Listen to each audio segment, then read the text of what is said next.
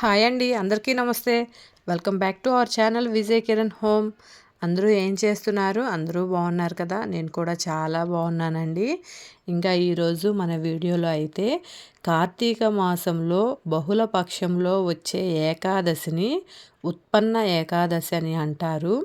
November 26వ తేదీన మంగళవారం నాడు ఉత్పన్న ఏకాదశి వచ్చింది. కార్తీక మాసంలో వచ్చే ఈ ఏకాదశి చాలా పవిత్రమైనది.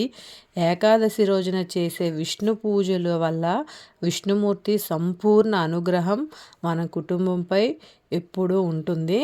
మన కుటుంబంలో ఎలాంటి కష్టాలు లేకుండా అష్ట ఐశ్వర్యాలతో జీవిస్తాము.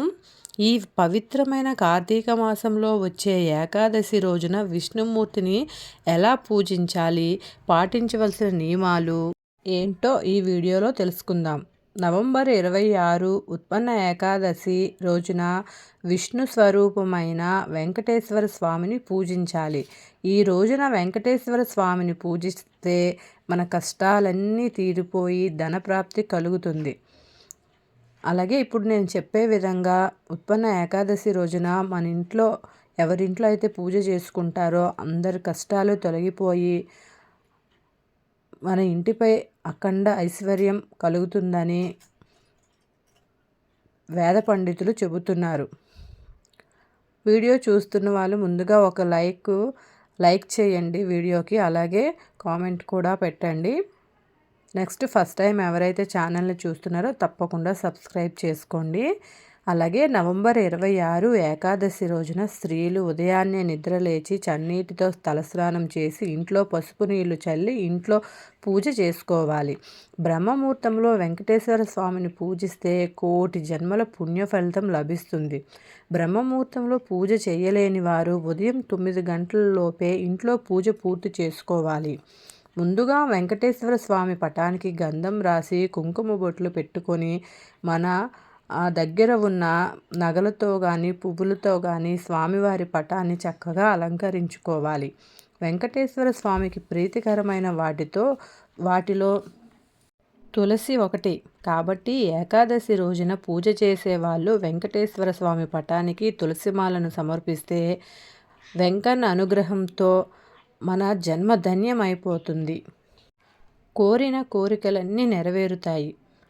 ఈ విధంగా వెంకటేశ్వర స్వామి పటాన్ని అలంకరించి ఒక రాగి చెంబు నిండా నీళ్లు పోసి పూజ గదిలో పెట్టుకొని పూజ ప్రారంభించాలి. పూజ ప్రారంభించే ముందుగా గణపతిని పూజించాలి. పసుపు గణపతిని తయారు చేసి వెంకటేశ్వర స్వామి పటం ముందు పసుపు గణపతిని ప్రతిష్ఠించుకొని గణపతికి పసుపు కుంకుమలు వేసి నమస్కారం చేసుకోవాలి. వెంకటేశ్వర స్వామి పూజలో పిండి దీపాలకు చాలా విశిష్టత ఉంది కాబట్టి ఈ ఏకాదశి రోజున పిండి దీపాలను వెలిగిస్తే చాలా మంచిది. బియ్యం పిండిలో కొన్ని పాలు పోసి ముద్దలాగా కలిపి 3 పిండి దీపాలు తయారు చేసుకోవాలి. పాలు, నెయ్యి, బెల్లం అన్నీ వేసుకుంటే పిండి దీపాలు అనేవి చాలా చక్కగా వస్తాయి. ఈ పిండి దీపాలకు కుంకుమ బొట్లు పెట్టి ఆవు నెయ్యి కానీ నువ్వుల నూనె కానీ పోసి ఒక్కొక్క దీపంలో 5 ఒత్తులు వేసి వెంకటేశ్వర స్వామి పటం ముందు దీపారాధన చేయాలి. ఇలా పిండి దీపాలను వెలిగించిన తర్వాత దీపానికి నమస్కారం చేసుకోవాలి. ఏకాదశి రోజున గులాబీ పువ్వులతో పూజిస్తే మనకున్న డబ్బు కష్టాలన్నీ తీరిపోతాయి.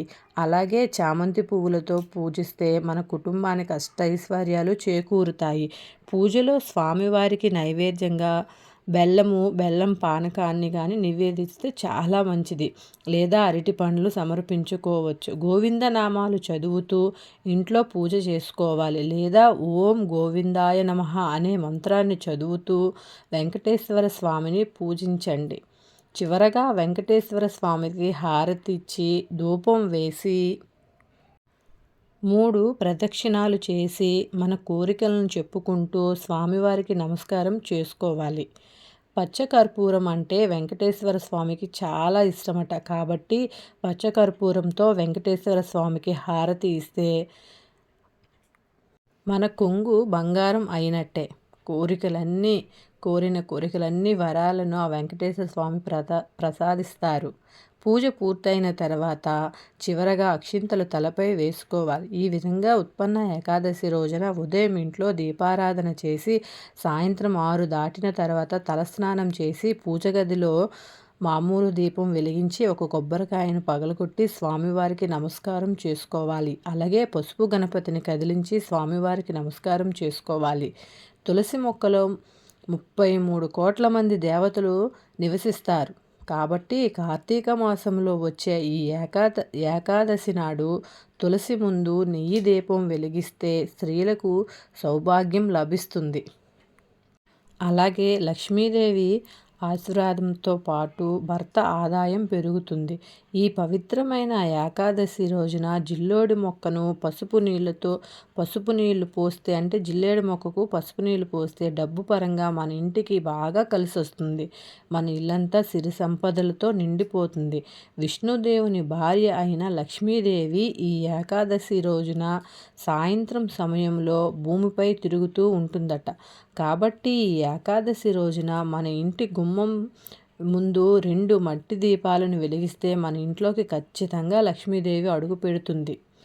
ఈ ఉత్పన్న ఏకాదశి రోజున ఇంట్లో పూజలు చేయలేని వారు ఏదైనా దేవాలయానికి వెళ్ళి రావి చెట్టును ముట్టుకొని ప్రదక్షిణాలు చేస్తే మన ఇంటిపై విష్ణుదేవుని అనుగ్రహం తప్పక ఉంటుందట.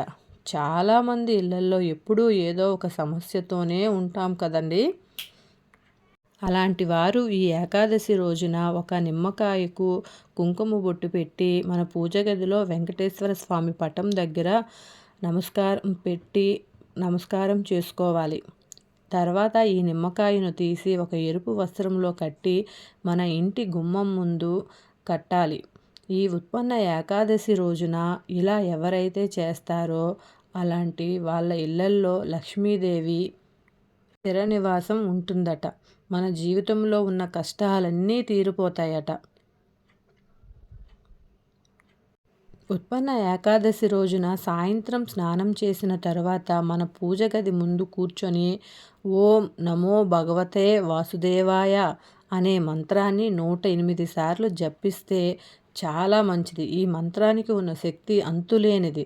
ఉత్పన్న ఏకాదశి రోజున ఎవరైతే ఈ మంత్రాన్ని 108 సార్లు జపిస్తారో అలాంటి వారికి భోగభాగ్యాలు కలుగుతాయి. అప్పుల సమస్యలు తీరిపోతాయి. ఎప్పుడూ కూడా ఇల్లంతా సుఖశాంతులతో సిరి సంపదలతో ఉంటుందట. ఏకాదశి రోజున కాలికి నల్లదారం కట్టుకుంటే మన జాతకంలో ఉన్న దురదృష్టం తొలగిపోయి అదృష్టం వరిస్తుంది. అలాగే నరదిష్టి సమస్యలు కూడా తొలగిపోతాయి. ఎవరైతే అనారోగ్య సమస్యలతో బాధపడుతున్నారో అలాంటి వారు ఏకాదశి రోజున రావి చెట్టుకు పాలు పోసి రావి చెట్టు చుట్టూ 5 ప్రదక్షిణాలు చేస్తే అనారోగ్య సమస్యలన్నీ తొలగిపోయి మంచి ఆరోగ్యం సిద్ధిస్తుంది. విష్ణుదేవుని అనుగ్రహంతో మనం త్వరగా ధనవంతులు కావాలంటే ఈ ఏకాదశి రోజున కొన్ని తులసి ఆకులు తీసుకొని మన బీరువాలో పెట్టుకుంటే అఖండ కుబేర రాజయోగం సిద్ధిస్తుంది. అలాగే ఏకాదశి రోజున సాయంత్ర సమయంలో ఉప్పును తినకూడదట. ఉప్పు తినకూడదు. అలాగే మనం ఉప్పును ఎవరికి ఇవ్వకూడదు అట. ఇలా నాకు తెలిసిన కొన్ని విషయాలు మీతో షేర్ చేసుకున్నానండి. ఒకటి కాకపోతే ఏదో ఒకటి ఈ కార్తీక మాసంలో పాటిస్తే మన ఇంటికే చాలా మంచిది.